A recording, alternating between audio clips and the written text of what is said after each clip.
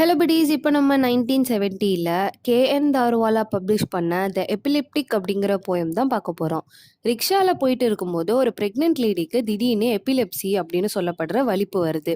அந்த unexpected medical எமர்ஜென்சியை அவங்க family எப்படி ஹேண்டில் பண்ணுறாங்க, சுற்றி இருக்க மக்கள் எப்படி ரியாக்ட் பண்ணுறாங்க அப்படின்னு ஒரு தேர்ட் பர்சன் நரேஷனில் சொல்கிற ஒரு போயம் தான் இது.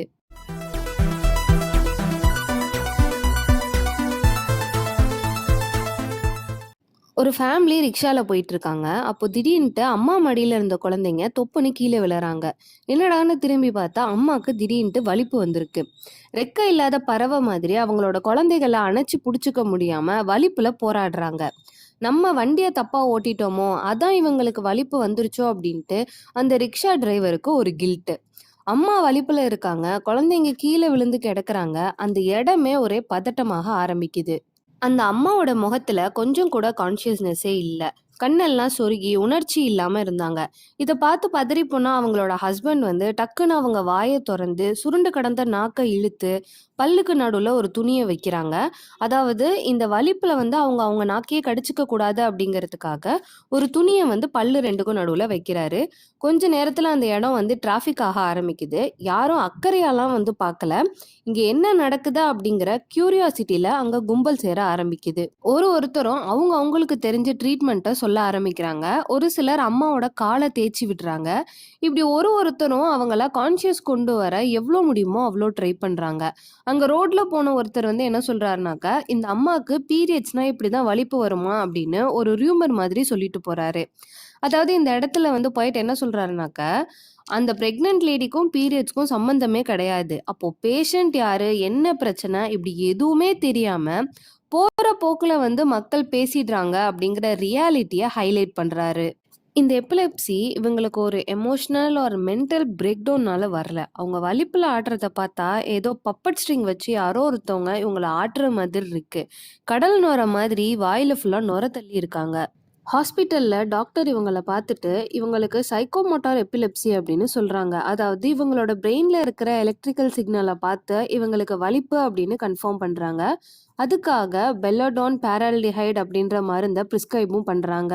நிறைய ட்ரீட்மெண்ட்டுக்கு அப்புறமும் இன்னும் அவங்க ரெக்கவர் ஆகலை, கான்ஷியஸ்க்கு வரல அப்படின்னு டாக்டர் சொல்லிட்டு இருக்கும்போதே அந்த லேடிக்கு கான்ஷியஸ் வருது.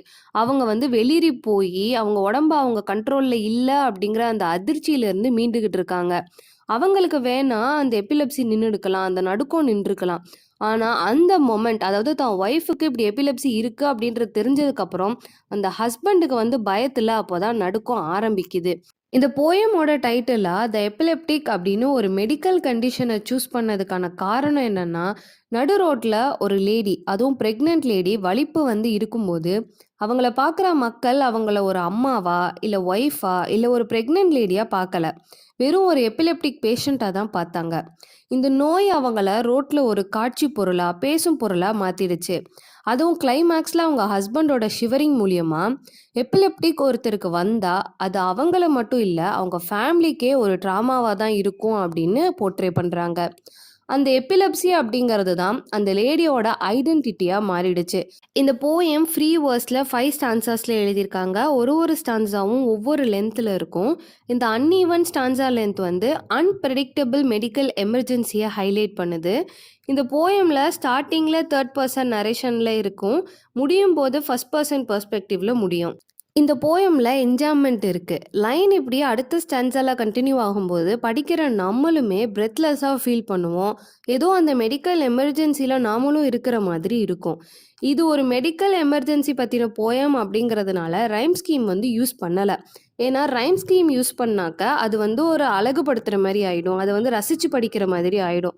ஸோ இந்த மாதிரி ஒரு மெடிக்கல் எமர்ஜென்சி பற்றின போயமை வந்து அப்படி அழகாக சொல்ல முடியாது, ரசித்து படிக்க முடியாதுங்கிறதுனால ரைம் ஸ்கீம் யூஸ் பண்ணல. பட் அக்கேஷ்னலாக ரைம்ஸ் யூஸ் பண்ணியிருக்காரு. இந்த வீடியோ உங்களுக்கு புரிஞ்சிருக்கும்னு நினைக்கிறேன். கண்டிப்பாக லைக் பண்ணுங்கள், ஷேர் பண்ணுங்கள், சப்ஸ்கிரைப் பண்ணுங்கள். நீங்கள் கொடுக்குற சப்போர்ட் தான் என்னை அடுத்தடுத்து வீடியோ போட மோட்டிவேட் பண்ணும். இன்ஸ்டாகிராமில் ஃபாலோ பண்ணாதவங்க ஃபாலோ பண்ணிக்கோங்க.